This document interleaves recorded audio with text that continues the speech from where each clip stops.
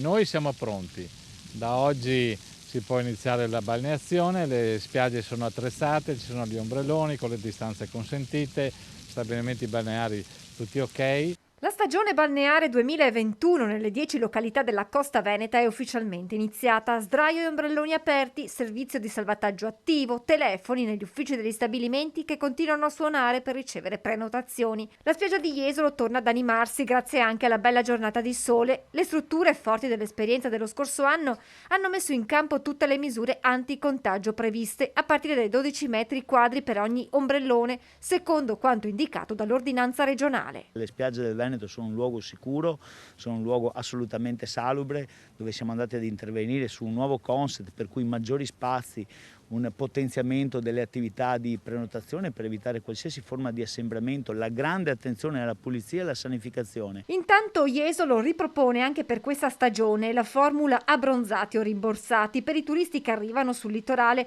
cioè la possibilità di prenotare il proprio posto in spiaggia e di ottenere un rimborso in caso di maltempo.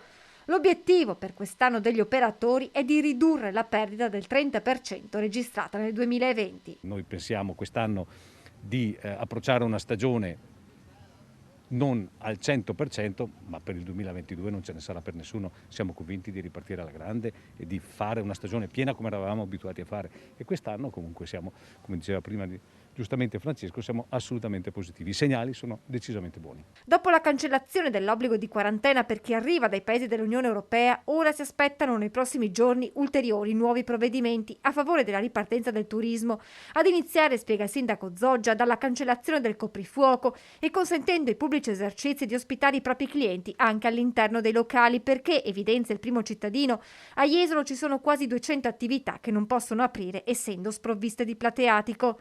Intanto amministrazione comunale, ULSS e operatori stanno lavorando sul fronte vaccinazioni. Credo che sarà fatto in 1 o 2 settimane a tutti i nostri collaboratori, dipendenti di pubblici esercizi, di ristoranti, di bar, di alberghi, della spiaggia, di poter essere tutti vaccinati quando arrivano, prima di essere assunti.